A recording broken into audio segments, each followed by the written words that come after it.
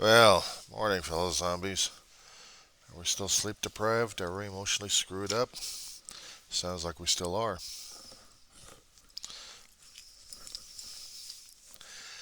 It's January 16th, actually. 2023 for a Monday, Martin Luther King birthday. 9:27 in the morning, Pacific Standard Time. Sun's coming out, clouds clearing up, thank God. And we'll have about a week's worth of drying out, I hope. Meanwhile, back at the ranch. Bug war tomorrow. That's going to be fun. Deep sea to spraying, a few hours out of here, and come right back and see what the hell's going on.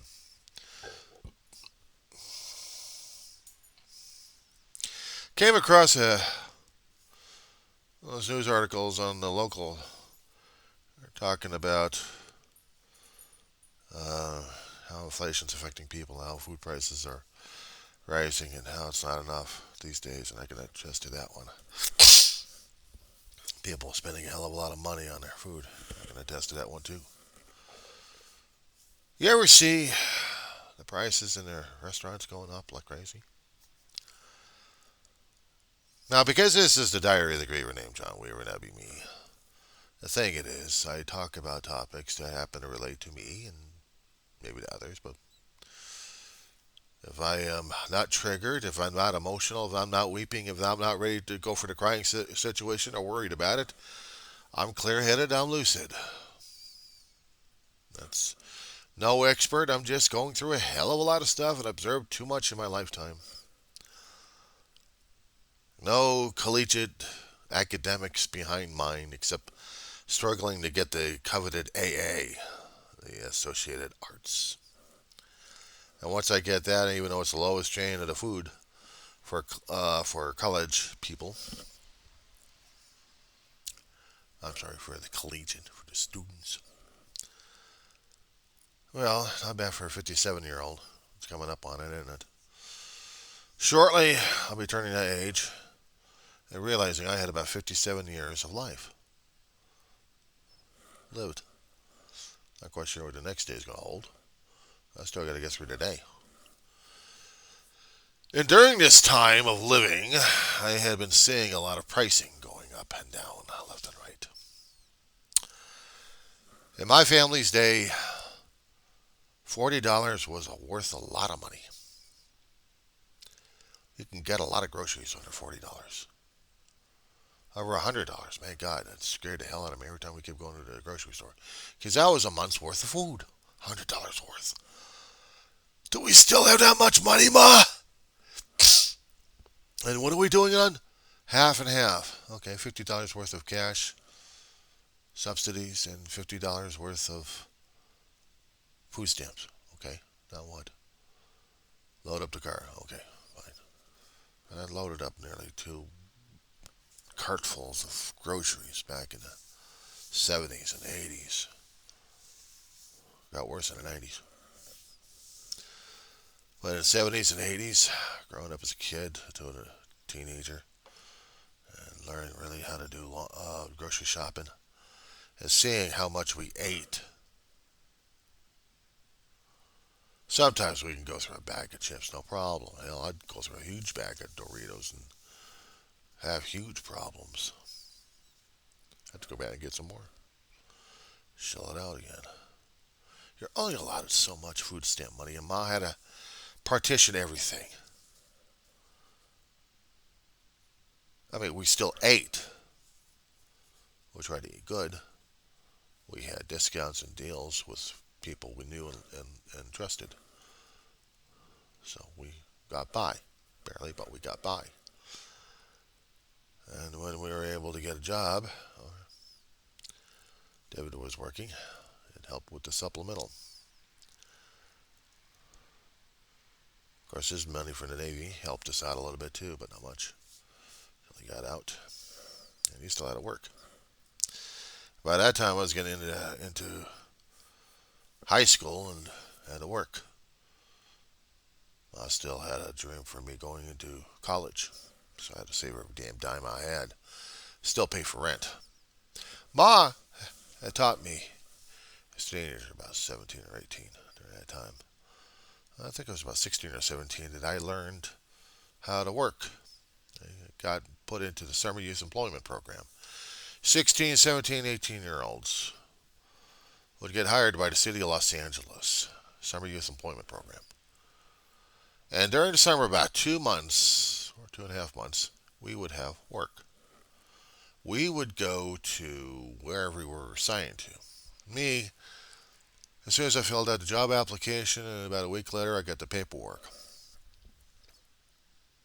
I had to fill out the paper. I had to turn in the application. I think during right after school, they would take me over to the Van Nuys Municipal and fill out paperwork. There was a long line of kids, parents with them too. Handshake, everything. I got hired until I got the paperwork, and then told me where the hell to go. Hey, I got a job. Yeah. Oh God, where? John, guess where you're working? Where? You're working for the Park and Rec. Hey, what's that mean? Wait a second. I'm raking up leaves? Yep. Ah, shit. I already hated doing leaves. That's out as it is. We lived in a couple of houses. We actually had to do yard work all the damn time. And during the summertime, it was a pain in the ass weed whacking, like raking things up and dealing with all that shit during the summertime. But we had to do that crap. When you get a big yard, you get a big job. And for a little kid, trying to swing that damn heavy weed whackers are a pain in the asses. I'm digressing, you think? A little bit of information there, because that was trying to help me out in regard to working with Park and Rec. At Park and Rec, I was still doing the same damn thing. Raking up leaves, putting them in bags, sometimes being helped by someone, other times doing it by myself.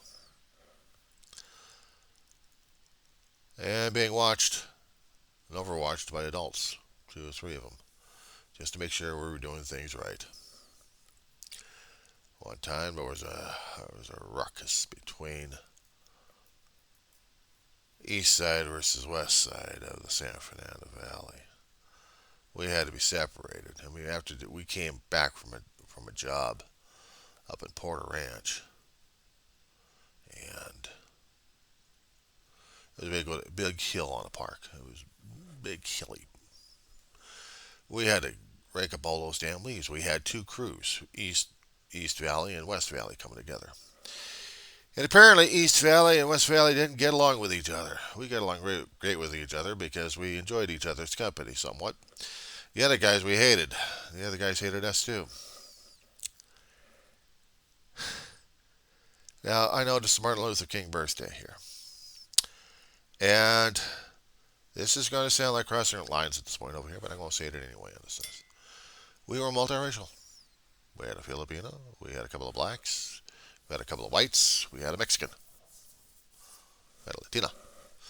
Actually, it was we're all San Fernando kids.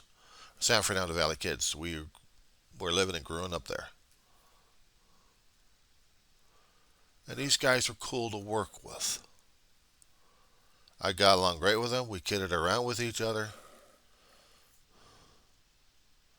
But the other guys were hardcore. These guys like to pick on anybody who wasn't them. Blacks.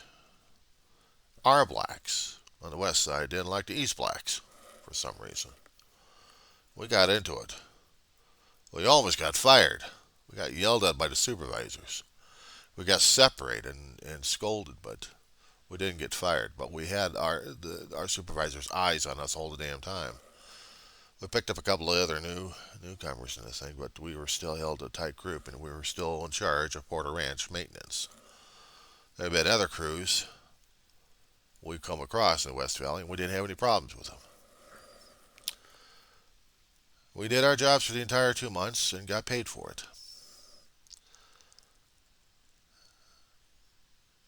As minuscule as $3.35 an hour it is, it's better than having nothing in your pocket.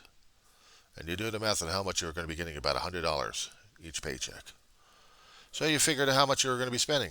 And Ma was trying to set limitations on what I was going to be keeping in my pocket. She was trying to teach me the basic values of having a job and having money in your pocket. how much you have to owe and pay out, and how much you're going to be keeping in your pocket for your own personal use. It was not until the next summer that I got older, about I think 18 years old. So 16 years old. 17. Going over to Ma's job. She was bookkeeping income tax service. No. She was the accountant controller over there for a company called Weston Letters, run by Bert E. Weston. He had been in the business for a hell of a long while, so Hollywood knew him and he knew Hollywood. And he had a reputation of being a hard ass, but he was a good salesman. So a lot of the adults liked him.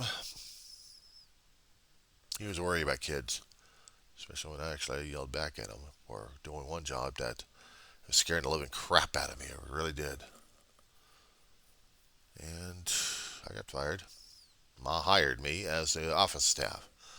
She wanted to keep me. Now, she was also trying to train me. Every time I kept going into her office, which was like nearly every day, at the end of the week, there would be accounting going on. How much I'd be getting. Then she'd be taking some of the money back. What the hell was that about? John, I'm trying to teach you a lesson here. Now, you can't stay under my roof and earn a job without paying. This is how it is in the real world. This is how it is in the working world. Now, she didn't take the money out. She wanted me to take some of the money out. We didn't establish how much rent was going to be, but she wanted me to learn it the hard way. You think that's fair? You think that's fair? I think that's fair. She's looking at the money I'm trying to hand out to her. Left me about 70%. She took 30. I'm looking at her like, yeah, that's how it is. Even when I get a paycheck like that, John. Now, I knew Ma had to pay rent, pay bills, and everything else like that. I knew that growing up. As a kid, you're starting to learn about this damn thing until later on you're understanding more and more about the bills as the Ma kept struggling through it. I learned about all that. How much it is to have a penny in your pocket and how much it's worth. How much you need to save. To save up to 2 pennies. Even this would be something. Coin jar. Spare change. Even that would come in handy one day or not. And that's a hard financial lesson to learn as a kid. But then again, when didn't exactly have the great dream during that time, and I wasn't exactly saving, I was just spending like crazy. But I still kept a few bucks here and there. I had to save up a few bucks.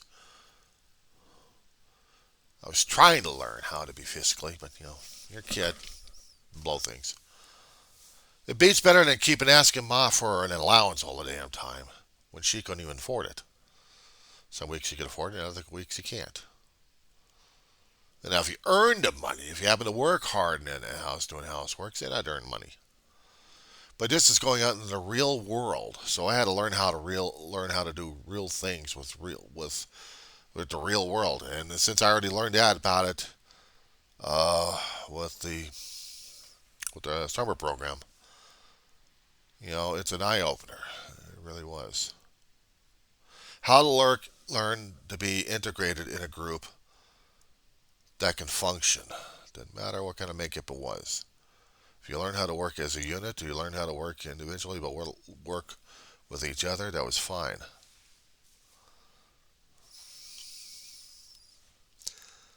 Yeah. Pause for a second here. Okay, so getting a little older at this point over here. You get into high school last year, then you start learning how to take a job all by yourself. I did. Worked at a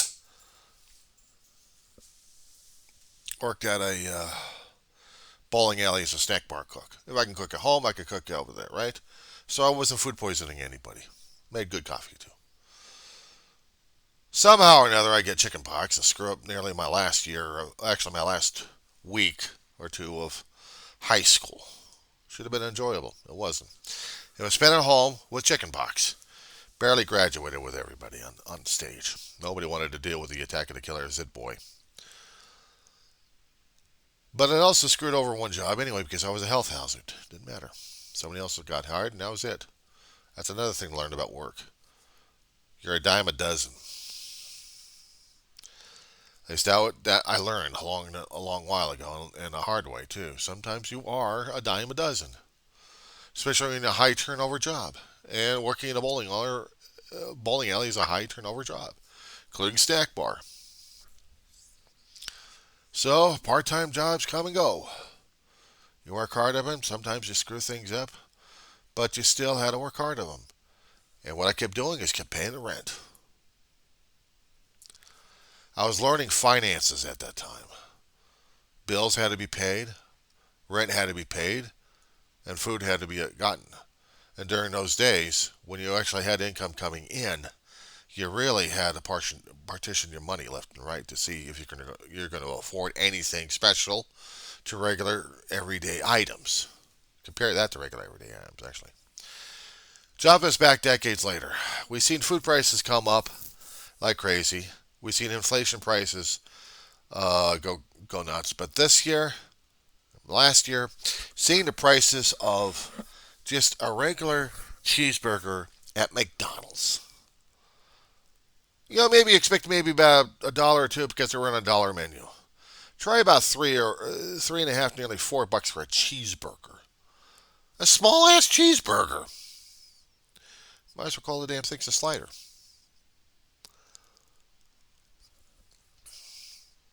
And the fries. Almost $10 for large. I'm not exaggerating. I'd seen the prices, what they had. DoorDash, I would have to pay about $20 for a cheeseburger, fries, and a Coke combination. I damn near paid about $15 for a breakfast combination.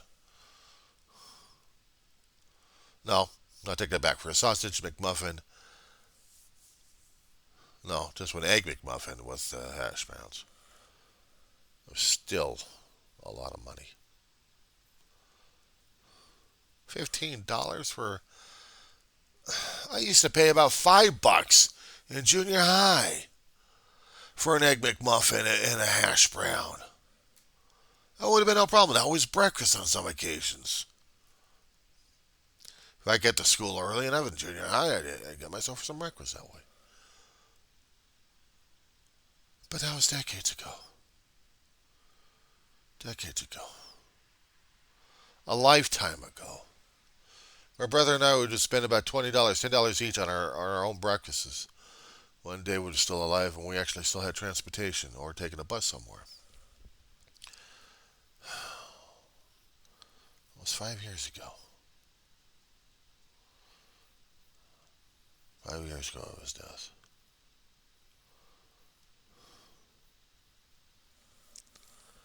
A lot of things have changed that I hadn't even realized. I'd seen their egg prices. $7 at a liquor store for a dozen. Used to be about $2 or $3. Inflation prices, but we also had the bird flu knocking out the chickens left and right. We had to euthanize left and right. Had to get rid of them. And that was a pain in the ass. That was a royal pain in the ass. And it still is right now. $6 to $7 for a dozen eggs.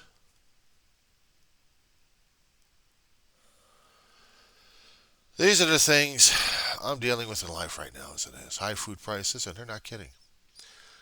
I can go to the store, try to use the food stamps I've got, and sometimes it's just not enough. They only allow you so much per month depending upon your income, whatever you're getting. If you're on federal or state income, that level below a poverty line, you can actually earn up to certain percentages, certain dollar amounts. And after that, if you earn beyond the poverty, you don't qualify as much. Well, I'm just about there. I'm just about there. And I probably won't qualify as much. But because I'm still disabled, And it's scary. It's scary about what's going on these days. Luxury I would have is every 2 or 3 months to be able to afford to buy meat through a special company. Other than that, I'd be living on canned spam and whatever kind of meat I'd get over at the store.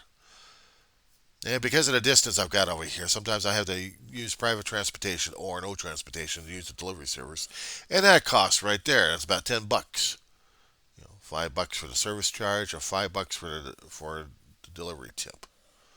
That's $10. So I have to figure about $30 worth of food. It's like every week or so. I'm spending about $100 to $200 a week.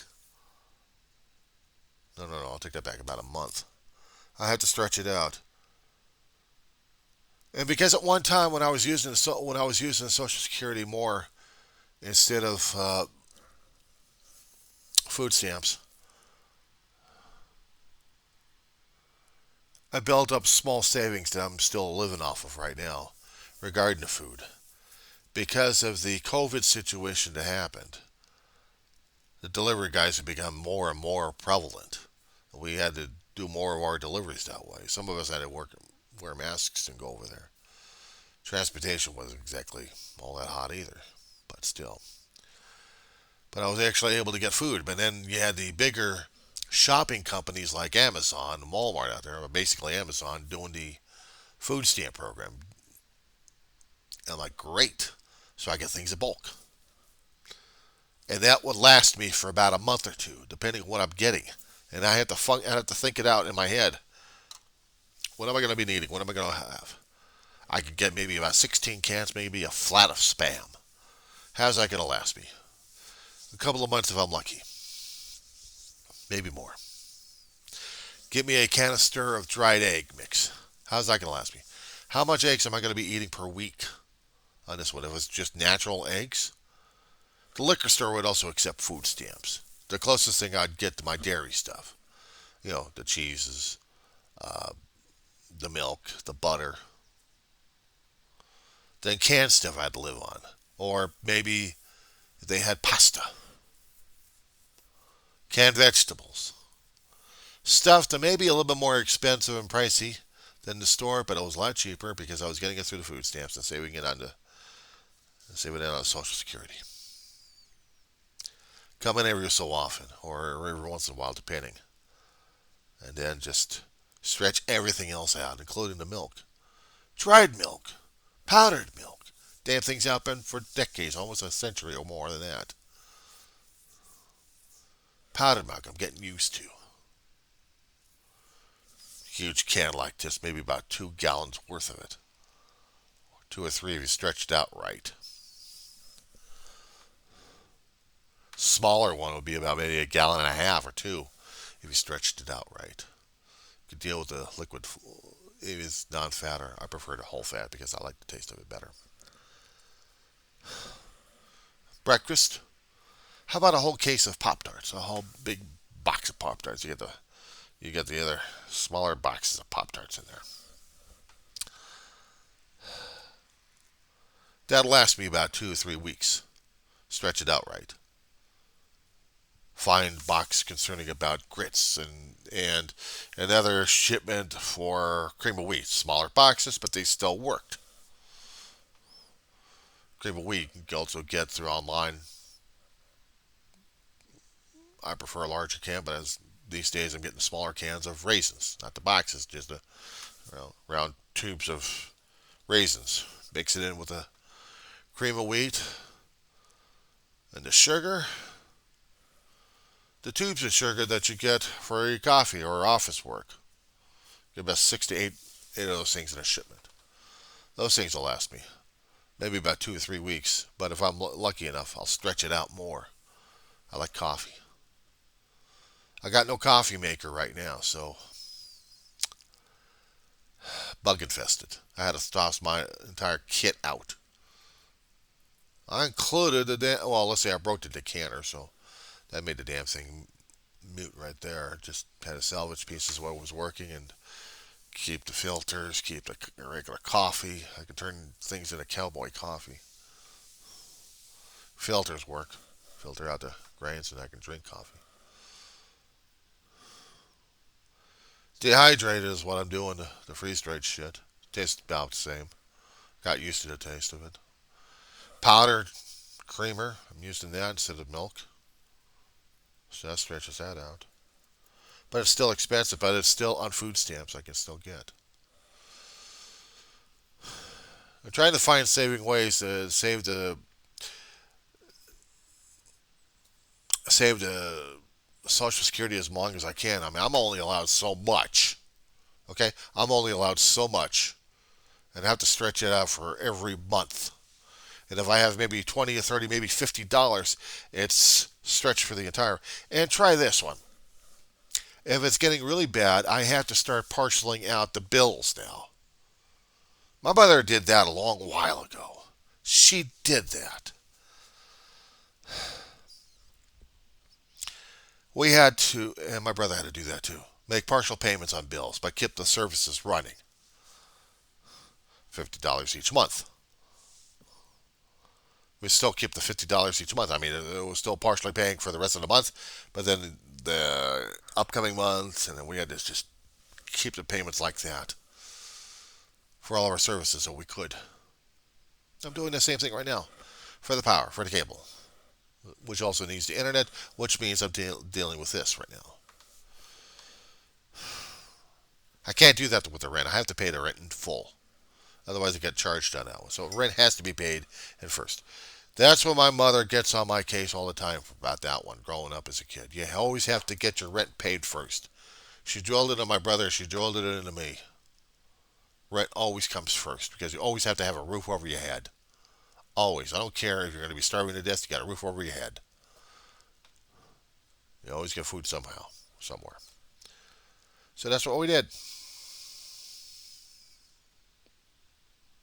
You would have to go to food banks for that somehow. I'll go to food banks for that. But it's something I have to do. I don't know what the hell's going on with this damn thing. I'm hearing the doo-doo-doo. So, get that over here.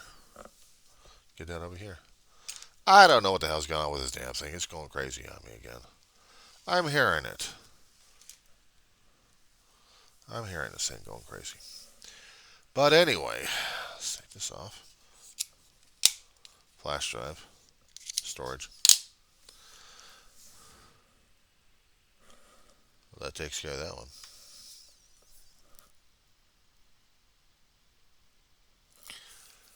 They're talking about food prices. They're talking about inflation. My level of living at this point. Cable is expensive and so is the internet. Depending on which particular service you go for, they always charge extra money on it. So I got into a service that's still working for me, and I'm not complaining about the damn thing. It's going to be eating me alive, but I'm not complaining about it just yet. I still got a phone bill. I still got to get adjusted, and the energy bill I still got to get worked on. But the rent's mine. I always have to keep doing that one, and I have to keep in good graces with the management company here, the representatives, both manager and assistant manager. Not to mention the staff over here. I don't like the idea of getting my ass kicked out of here for some stupid reason that I screwed up on. But eventually it's going to happen anyway. Meanwhile, the inflation continues on. The prices of eggs march up. So does milk. So does butter. Not surprised it hasn't hit the dairy, but it's hitting a hell of a lot of food. And the fast food I can't afford these days now. Unless it's going to be maybe once or twice a month. Even pizza is getting more and more expensive these days. But then again, it's always been that way. I can get me a large pizza and last about 4 days, 2 or 3 days maybe. Eat 2 slices each time and enjoy it that way. Cost me $30 just to get a large pizza. That includes the pizza price, the sales tax, delivery charge. $30. I remember you go into you paid nearly the same damn thing when you're going to Pizza Hut a long time ago, going in for the restaurant. You still had to tip the waiter. So I have to tip the driver. But it comes out of the money I'm paying for it. So what the hell? I always have to keep looking at the receipts I have because it tells me what my balances are. And I have to maintain what I've got and manage with what I've got. I've got a few packages left of Bisquick I can still make. Well, if the oven was working, I'd make me biscuits, but I don't. I got a stove, so I fix stuff on the stove all the time. Chicken and dumplings when I can. Or use the flour for a coating and fry things up, and it still works. Bisquick works. As I said before, I still got a small package of grits going. And I still got a few more boxes of cream of wheat I still have for breakfast. I don't have to keep going for the hard, dry food. But still.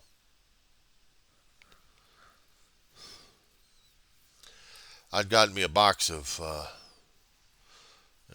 big container shipment of cup of noodles, Lipton cup of noodles. And also had a cup of soup. Mix them together, they last. One small envelope and one large envelope, they'll last a while. I'll use some of it for my dog for flavoring for her food so she can eat it. She's gotten used to it. As long as I don't flavor it up with any garlic or onion, she'll be fine. If I have any carrots in it, she'll be eating it up if she can. Meanwhile, I'm still here. Meanwhile, I'm still dealing with this. It's hard. It's hard.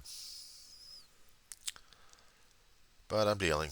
I'm coping. It's I can't tell anybody else what else to do with their own finances at this point, except to struggle with what they've got.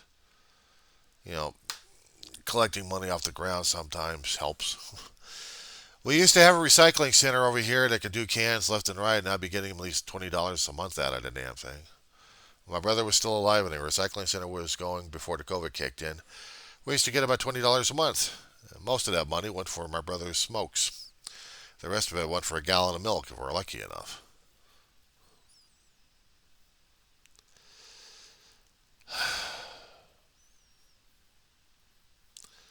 Even an extra gallon of milk usually helps around this place. Right now, because of the meat thing I've been going through right now, I got me a couple of chickens. One of them's already gone. And the other one's boiling up. So it's going to last me about 3 or 4 days right there.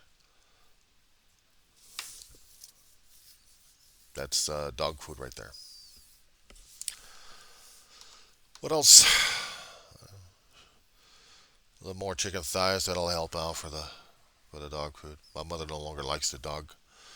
Uh, she hadn't been eating those things for a hell of a long while. Her nose got turned up. Kept wasting money in the damn cans and realized she ain't gonna eat that shit anymore. So I have to get real food. Switch from the chicken, flavor it up a bit, to beef and still flavor it up a little bit, but not as heavily. But that's what's been happening these days. Anyway, I thought I'd get that shit off my damn chest.